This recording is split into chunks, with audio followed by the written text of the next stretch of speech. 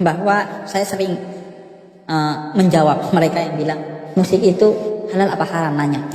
Saya selalu bilang kalau dalil itu sudah saya jelaskan di berbagai tempat, tapi saya selalu bilang bahwa musik itu halal karena Indonesia punya Haji Rhoma Irama. Ini bukan karena di sini Bang Haji, bukan karena di sini. Kemarin saya di tempatnya Deddy Kobuzer, saya juga jelaskan musik itu bilang haram karena dalilnya biasanya surat Luqman diidentikan dengan perkataan sia-sia. Bang Haji Rhoma Irama bukan cuma nggak sia-sia menjadikan musik sebagai media dakwah. Di hadis diidentikan dengan kemaksiatan. Bang Haji Rhoma Irama mengajarkan kepada kita dengan musik kita tak. Jadi kalau ada yang nanya, apa dalil musik halal? Haji Rhoma Irama. Bukan cuma di sini, Bang. Di berbagai tempat saya ini kan.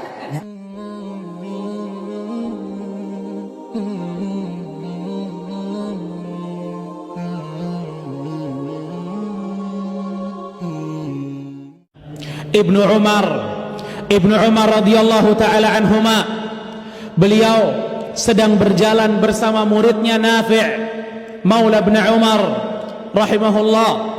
Mereka berjalan berdua. Pada saat mereka sedang berjalan berdua, ada salah satu pengembala, bukan main musik, bersiul. Ibnu Umar tutup telinganya sambil berjalan. Dan bertanya kepada Nafi', hal sami'ta syai'an? Masih ada suaranya? Masih ada suaranya? Sampai menjauh dari suara tersebut. Lalu Ibnu Umar membuka telinganya, lalu mengatakan, laqad ra'aitu Rasulullah sallallahu alaihi wasallam. Saya sudah pernah lihat Rasul sallallahu alaihi wasallam mendengar hal seperti itu dan melakukan hal seperti ini. Ditutup kupingnya. Jadi para santri itu bukan muslim pertama yang kayak gitu, bukan. Justru para sahabat mereka yang pertama seperti itu. Bahkan kata Ibnu Umar, Rasul pernah kayak gitu. Ikhwatah,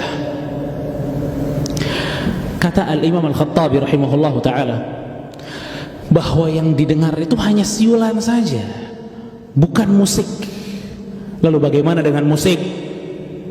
Bagaimana dengan alat musik yang dimainkan? Itu memang sikap seorang muslim, gak denger musik.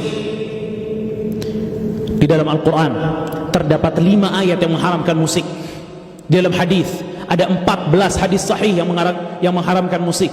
Di perkataan para sahabat ada 20 perkataan sahabat yang mengharamkan musik. Dan di antara ijma' kesepakatan para ulama ada 30 kesepakatan para ulama yang mengharamkan musik. Perlu basa-basi lagi masalah musik.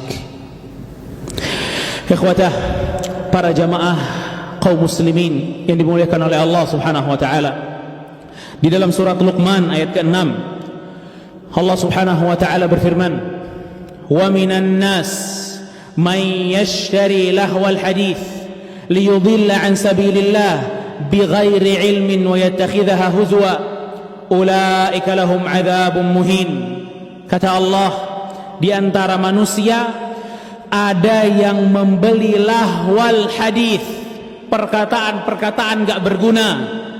Perkataan yang tidak berguna ini, kata Allah, menyesatkan orang dari jalannya Allah Subhanahu wa ta'ala. Itu kata Allah. Lalu apa yang dimaksud dengan lahwal hadis di antara para sahabat? Muridnya Rasul sallallahu alaihi wasallam yang melihat sendiri ayat ini turun kepada Rasul sallallahu alaihi wasallam. Terdapat beberapa riwayat, salah satunya dari mufassir umat ini Ibnu Abbas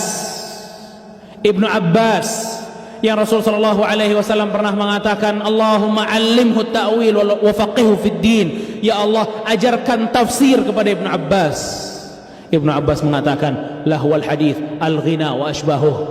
Lahwal hadis yang kata Allah menyesatkan, ini adalah nyanyian dan yang semisal dengan itu. Dalam riwayat yang lain pula dikatakan oleh Abdullah bin Mas'ud radhiyallahu ta'ala an, beliau mengatakan, huwa wallahil ghina, huwa wallahil ghina, huwa wallahil ghina. Demi Allah itu nyanyian maksudnya, demi Allah itu nyanyian, demi Allah itu nyanyian.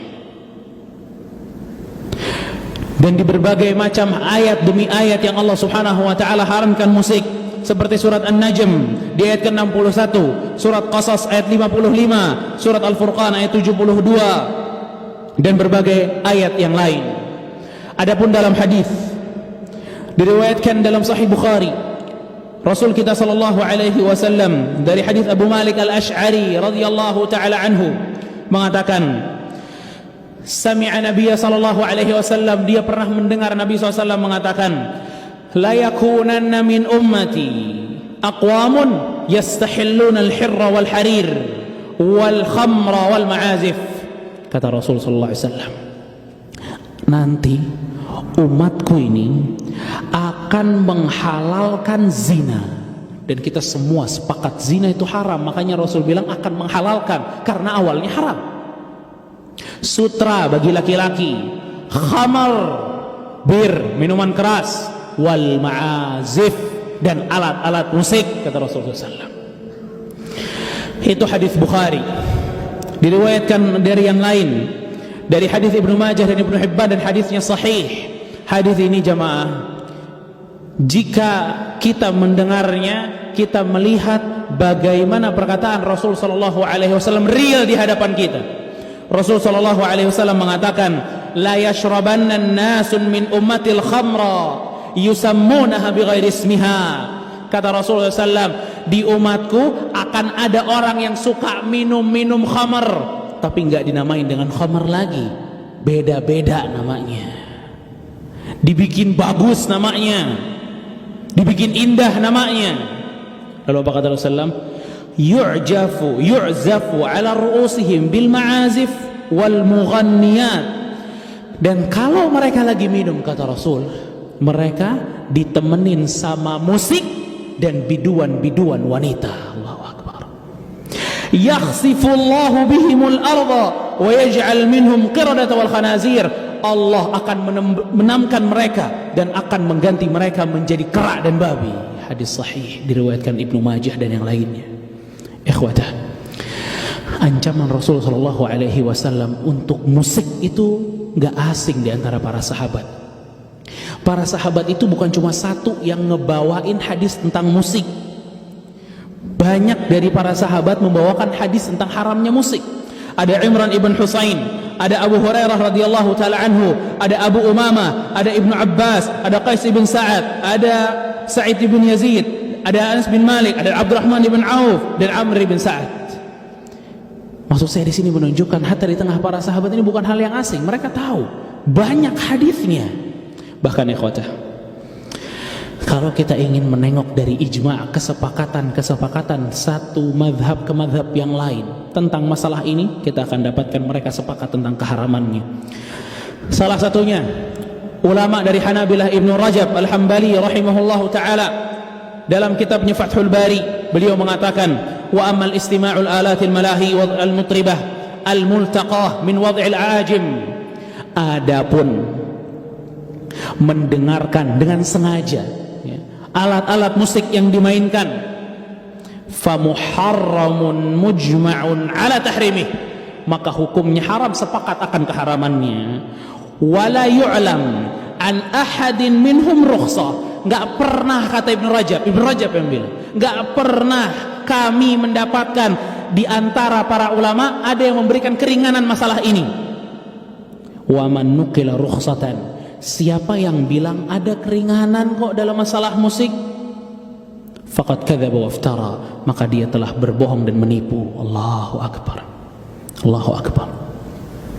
Riwayat yang lain dari Al-Imam An-Nawawi rahimahullahu taala, ulama mazhab Asy-Syafi'i yang paling banyak mazhab ini tersebar di negeri kita, beliau mengatakan, al-mizmarul iraqi wa ma yudrabu bihi al-autar, seruling-seruling dan gitar-gitar haramun bila khilaf, haram, gak ada khilaf. Al-Imam Ibnu Qudamah rahimahullahu ta'ala, beliau mengatakan, wa ama alatul lahwi kat-tumbur wal mizmar wa syabbabah, adapun alat-alat musik, fala qat'a fi, maka kalau ada orang menurut hukum fikih mencuri, maka tidak ada hukuman potong tangan. Kenapa? Alasannya yang bisa kita ambil jadi pelajaran, alatun lil ma'siyati bil ijma', karena alat musik tersebut adalah alat bermaksiat, dan ini kesepakatan para ulama. Allahu Akbar. Al-Imam Al-Baghawi, Al-Imam Al-Haytami Asy-Syafi'i, beliau juga mengatakan hadhihi kullaha muharramah bila khilaf. Semua alat musik tersebut muharramah bila khilaf, haram, enggak ada khilafnya di situ. Wa man haka khilafan, siapa yang mengatakan di dalamnya ada khilaf, faqad ghalata aw ghalaba alaihi al-hawa, maka dia telah salah atau dia memang mengikuti hawa nafsunya.